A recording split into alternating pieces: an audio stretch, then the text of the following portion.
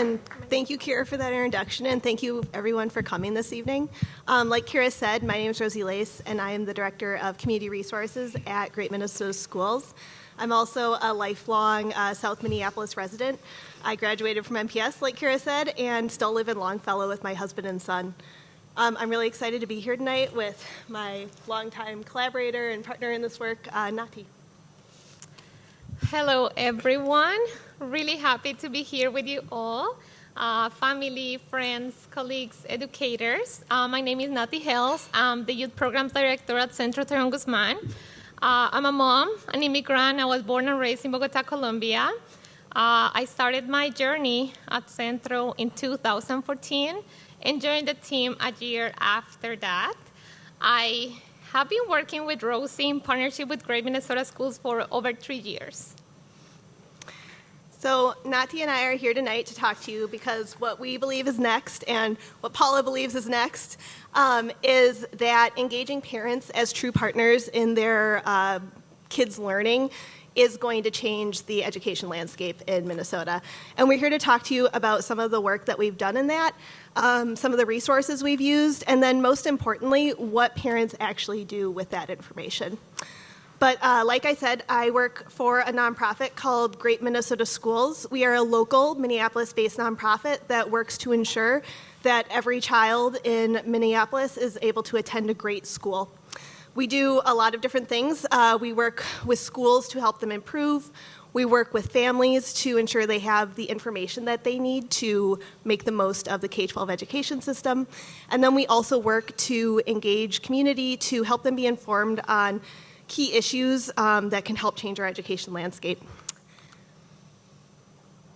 So I'm going to talk about the work that I lead at Great Minnesota Schools, and I also need to give a shout out to my, until very recently, longtime colleague, Osman Ahmed, who did a lot of this work with me the last 3 years.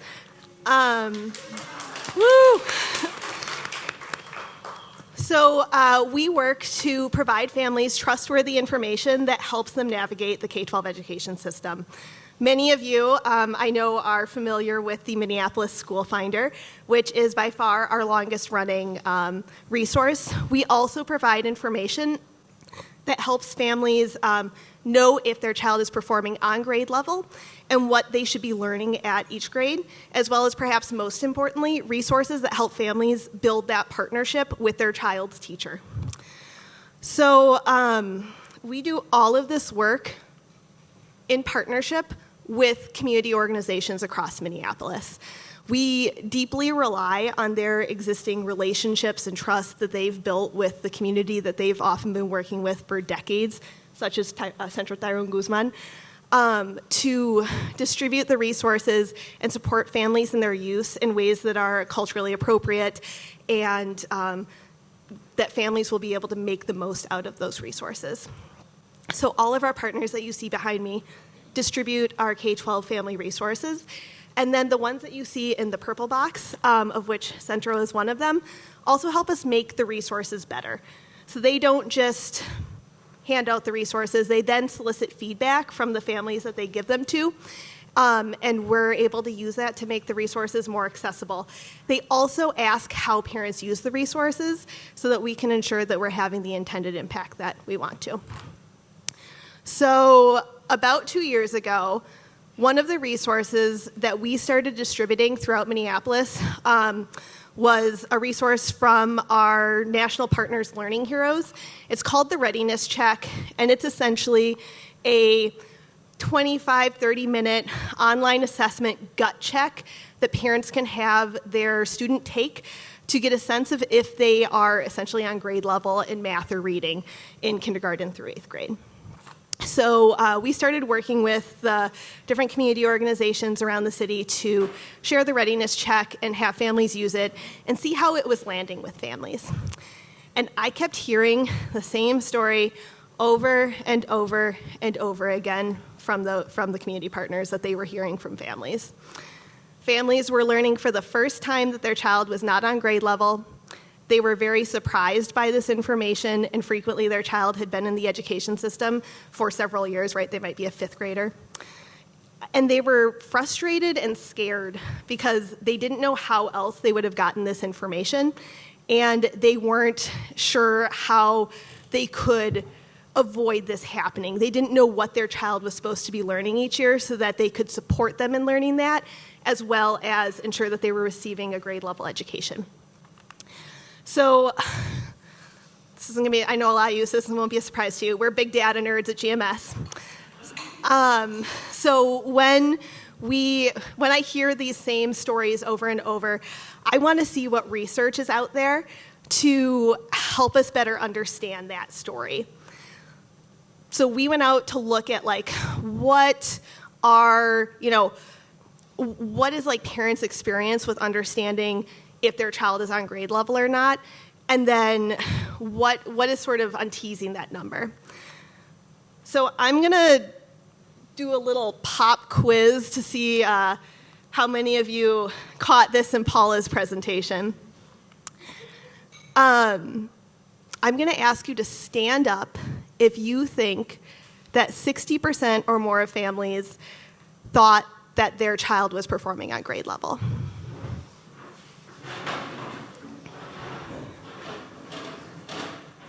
All right, everyone's standing up.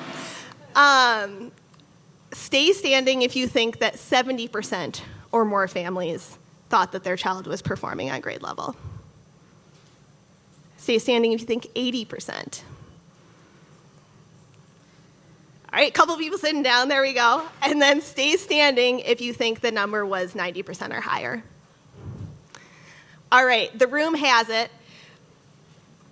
As Paula showed us, and this number is, Paula, you got this from Learning Heroes. So Learning Heroes has also done year-over-year surveys across many different communities and cities, and this number is relatively the same. 92% of parents, regardless of background, race, income, believe that their student is performing on grade level. I know this next number is not going to be a surprise to a lot of you, but this is very far cry from the reality of what's happening in our classrooms. 48% of students, so less than half of students in Minnesota right now, are considered proficient in math and reading. And we know that this number is significantly lower for students who identify as Black, Indigenous, or another person of color, as well as students from a low-income background. So what we also learned, though, from this research is that when parents receive trustworthy information, their mindset shift. So parents are not paying attention, and they're not delusional. The reason that 92% of parents think that their child is performing on grade level is because for parents, grades equal grade level. And 84% of parents report their student is bringing home A's or B's, or whatever the equivalency of that is in the numeric system. So when you look, but as we said, their mindset shift. When you look at that original 92% number, when parents were told that their child was receiving a B in math, so a passing grade, that they were below grade level on their state assessment, and that they were below grade level on their benchmark tests, only 44% of those same parents thought that their child was performing on grade level.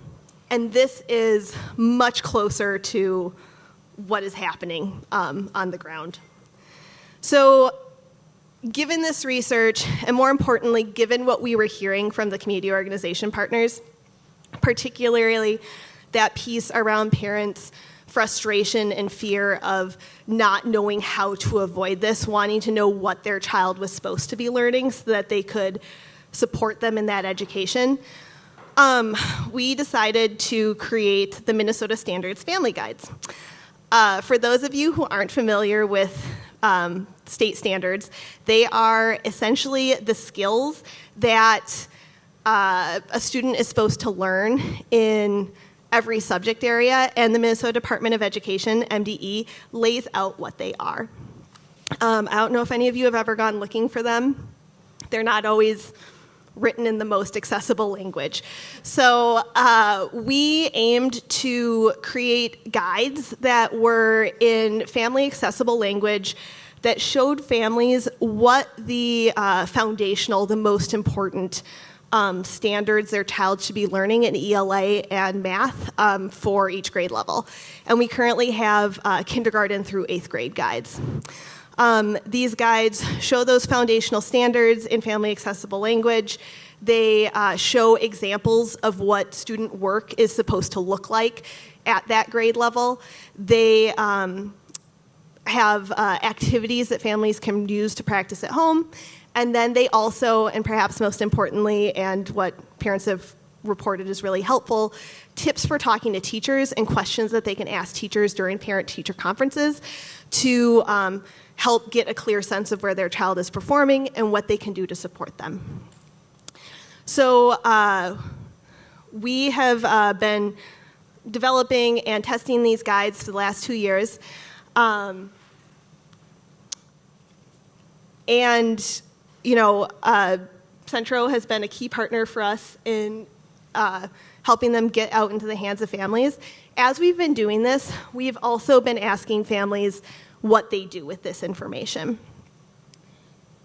So I'm going to show you some numbers of what parents report doing after receiving the guides. Before I do, though, I just want to, you probably can't read the footnote on there because it's pretty small, but I want you all to take note of who these survey respondents are.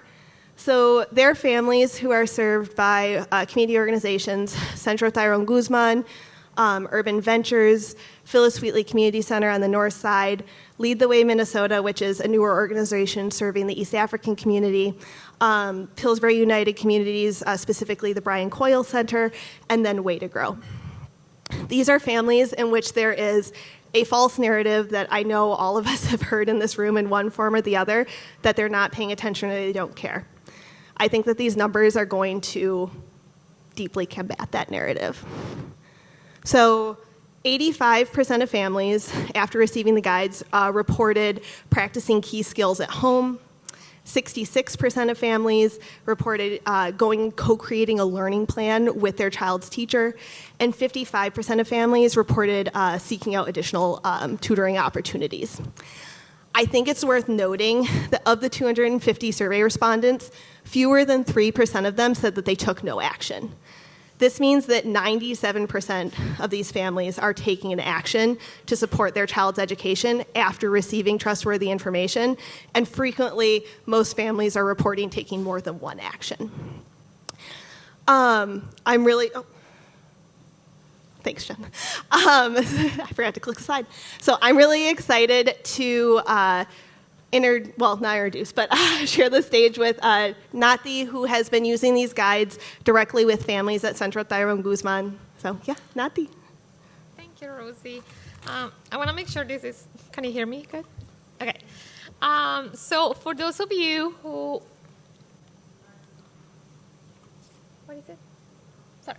For those of you who might not be familiar with Centro Tyrone Guzman is the oldest multi-service Latino organization based in Minneapolis. For 49 years, the organization has existed to connect, to support, and to engage and follow the leadership of low-income Latino families and community members of all ages.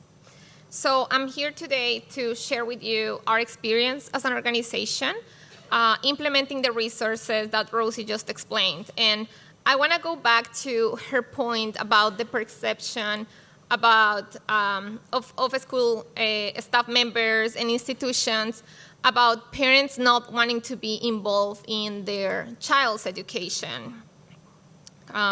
Research is clear that when a parent is involved in their child's education, this student is more likely to have a more positive attitude toward school, better grades, higher test scores. However, for our Latino families and many other immigrant communities, getting involved in their child's education starts by understanding how the U.S. school system is structured. So school systems are different around the world, and even though there are some similarities between the U.S. educational system and the educational system in other Latin American countries, there are also many differences that can make the partnership between a school and parents very challenging. And before we go to my next slide, I would like to ask you all 2 questions. How many of you grew up in the U.S. school system? Raise your hand. A few, okay. How many of you who raise your hand are aware of the differences between the educational system in the U.S. and another country? Thank you. So I wasn't born in the U.S., so I didn't grow up in the U.S. school system, and I want to show you some of those differences.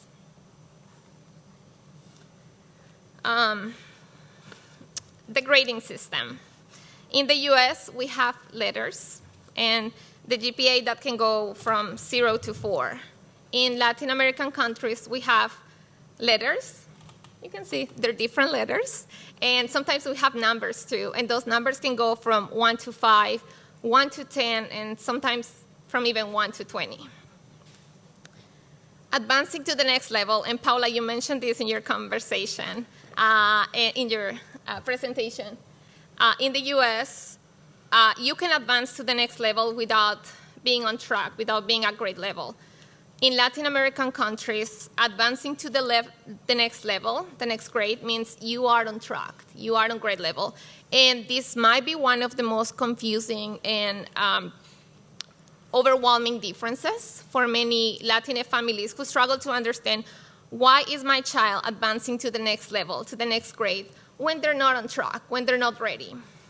So you can have seniors that are not on track, they're not at grade level, or you have high schoolers who don't have enough credits to graduate, and that's when drop-off happens. And language, English versus Spanish, and sometimes it feels like the U.S. educational system follows its own language with the many abbreviations and acronyms. I myself had a really hard time with that one when I moved to the U.S. Still.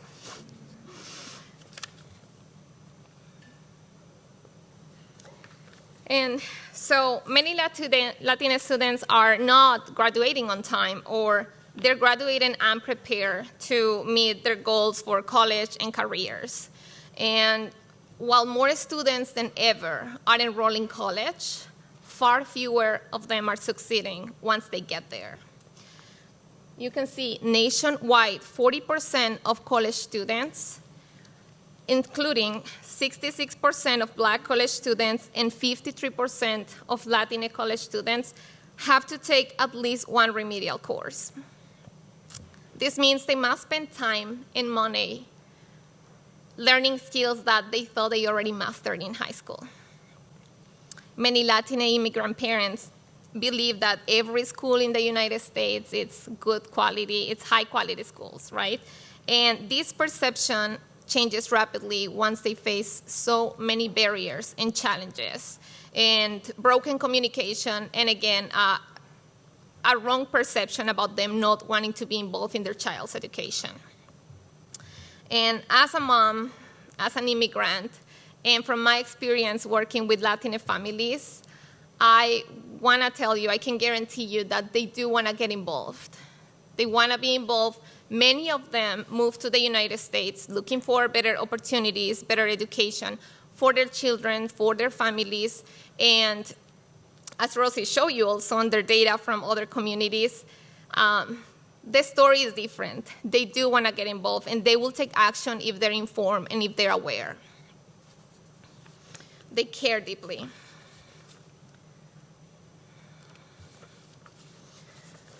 And that's why at Centro Torreon Guzman, we've been using the level grade guides. For the last year, we have been showing parents the resources. The guides support parents advocate for their child's education, communicate with teachers, and they're in Spanish. So they show parents what their child should know and what they should be able to do from preschool to 8th grade. They also have tips on how to involve in their learning in daily activities and how to communicate with teachers, all in Spanish.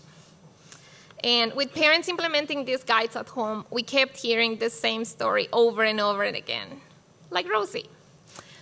I didn't know that my daughter needed to know that at that grade, or I thought he was doing fine, or why wasn't I aware of this situation? We need help. And they do ask for support, and many of them get it. And there are other stories like Maria's. Maria was a mom that received the guide for her daughter who was in 4th grade, and she implemented the activities at home, and she realized that her daughter needed some extra support in math. They started practicing more at home, doing more activities to support her, and during those interactions and those conversations, she realized that her daughter was experiencing bullying at school, and that this was actually what was really affecting her emotionally and academically. So Maria was able to reach out to the teachers and reach out to the school and advocate for her daughter, for her emotional well-being, for her support that she needed in math at school. And this is just one of the many stories and the impact of the guides and the impact of informed parents. So, thank you.